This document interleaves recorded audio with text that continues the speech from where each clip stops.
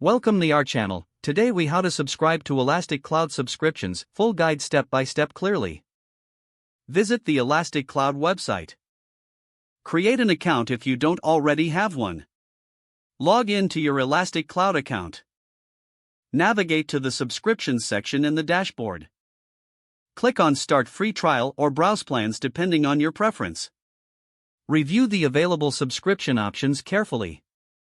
Select the subscription plan that best fits your needs. Fill in the required billing information. Choose your preferred payment method. Review the terms and conditions. Acknowledge and accept the terms as prompted. Confirm your order by clicking the Finish or Complete Purchase button. You will receive a confirmation email shortly. Log back into your Elastic Cloud account to access your subscription. Explore the features and services available with your new subscription. If the page does not load, refresh the browser or try again in a private or incognito window. Make sure you are using the correct email address, then retype it carefully to avoid small typos. If your password is not accepted, use the reset option and create a new strong password you can remember. Check your spam folder for verification or security emails, then complete any requested confirmation steps. Enable two-factor authentication if available to improve account security and reduce unauthorized access risk.